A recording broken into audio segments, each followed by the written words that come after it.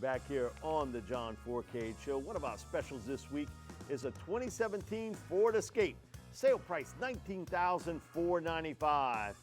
It listed for $24,495, but you can get it right here at Veterans Ford, a 2017 Ford Escape for $19,495. You won't find a better deal than right here at Veterans Ford.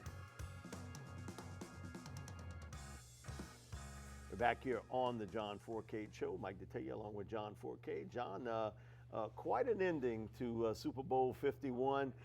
We talked about it so many times about just make it a great game. Right. Well, it was a great fourth quarter into overtime. Tom Brady, Super Bowl record, 466 yards passing, 2 touchdowns, 1 interception by a young man right up the road from Robert Alford from Southeastern. And man, again, they always find a guy that comes up big, and it was White, 14 catches, Super Bowl record, also 2 rushing touchdowns. And we talked so much about Robert Alford, 82-yard interception return for a touchdown, and he was a dominant player in that game. Also, too, I got to say, the first half, man, Debo Jones. Oh. I mean, wherever the play was, Debo was there. And really, if you just looked at it in the first half, you say, wow, the Falcons had their number. That was nothing that the Patriots could do that was right. They moved the ball a little bit from 20 to 20. They squeezed them, caused turnovers. It was tailor-made for them to win. And then in the fourth quarter, again, I think this was a situation where the Falcons just didn't want to win. They wanted to crush them. Just get out of there with a W, because once the Julio Jones catch was made, my thing is, it's all over. They're going to run it 3 times, run the clock out, make the Patriots use their timeouts.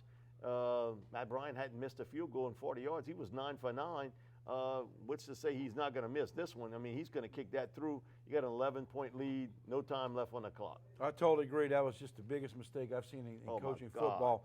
But you go back and you look at it, Mike, and 21-3 at halftime, and Atlanta had 19 offensive plays.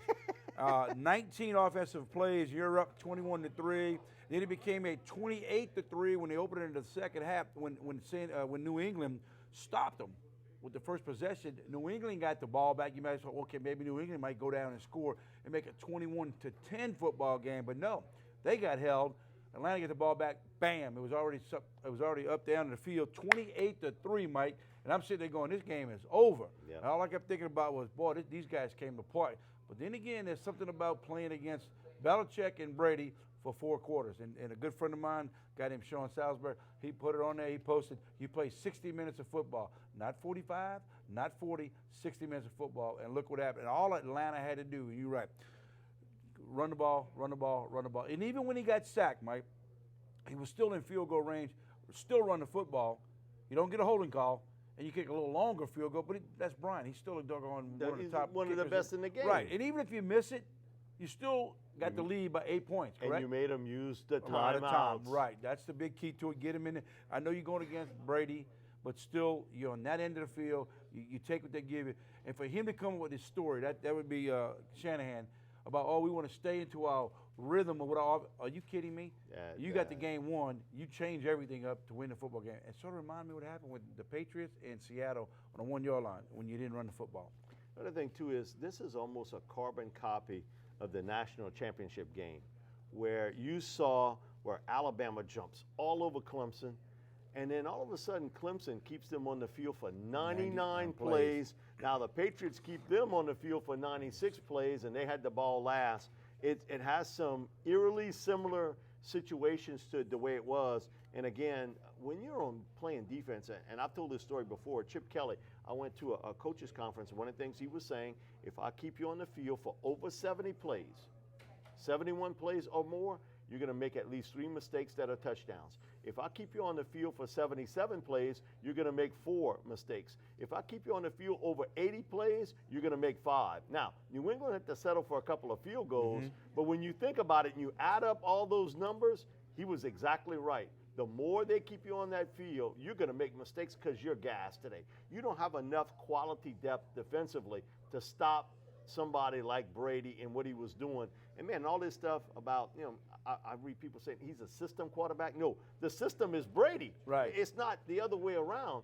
just one of the best that's ever put on a jock strap and a helmet, to Look, be Mike, honest with you, man. When I hear people say, oh, he's a system player, Well, you got to break this down and explain to me what a system player. You have a good football player, no matter what they call, if he's making things click and doing the right things, don't give me a system. You got to have the players, and he is the player. He is the best guy. player. So when he's out there, but for one series in that ball game, they drove it down over 7 minutes. And people kept saying, you got to rush, you got to hurry up, guys. I heard the announcer say, what are y'all doing? You're taking too long to score. You took over 7 minutes. They went and got a touchdown. Missed the extra point, but they went and got a touchdown. And as the game went along, and then as the game started to, folding out there, you started to realize he wore those guys down. When he got in the fourth quarter, that defense was wore down. Even though a 7-minute drive to score a touchdown, that defense got wore out. And then I'm sitting going, wait, how do you get wore out? This is a Super Bowl. You got here. You should have. Well, the poor offense, they didn't play but 19 in the first half, and they had like 21 or 20 in the second half for 40-something total plays. That's unheard of. You had 47 different plays. The difference in the game was they had 47 more plays than what you had. That's what won the football game. I thought Atlanta did for 3.5 quarters, controlled the line of scrimmage. And, man, give credit. I mean, Grady Jarrett, a young man who I really liked coming out of Clemson, he ended up with 3 sacks and 2 hurries in that game. We talked about Debo Jones, but the one guy who was in the witness protection agency, and, he was the big pass rusher, but Marcus Cannon, shut him out. In essence, where was Vic Beasley Sunday? The only name call that Vic Beasley got was in the overtime when he had a possibility maybe of picking off that play, that little first down play. Yeah, he tipped it up. That's the only time you heard his name called. You're right. But overall, let's be honest, the defensive line for Atlanta, one man did his job. That was Jarrett. Grady Jarrett. He was awesome. He almost was MVP of the Super Bowl to a loser in the Super Bowl because he's the only guy that put pressure on Brady the whole time back there. But they wore him out, like you said, Mike. When he got to the fourth quarter, one guy pass rush is not going to be enough. And Brady did what he had to do and got it in there. But, the Edelman catch, come on. That was one of the big – you don't catch that, I don't know if they win the Super Bowl. That was an unreal catch. And then you saw Julio Jones make a catch where the ball – Matt Ryan threw the ball where only Julio could catch it, and he made sure he could drag his feet in bounds. But, I thought they did a pretty good job in certain phases taking Julio out. But when they needed a play, man, hey, just throw me the ball. I got it. Just throw me the ball.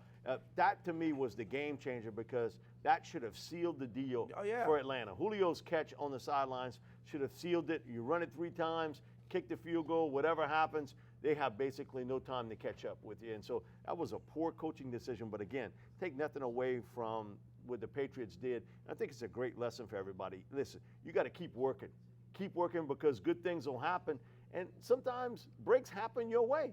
Sometimes Lady Luck swings your way, and that's what happened with New England. And really quick, Mike, you play 60 minutes of football. That's why the game of football is diagnosed with 60 minutes, and that's what Belichick. We're going to play 60 minutes of football. Atlanta felt like we just need to score more than them. No, Belichick will score 60. When you play 60 minutes of football, which it showed what it did. It took them to the overtime.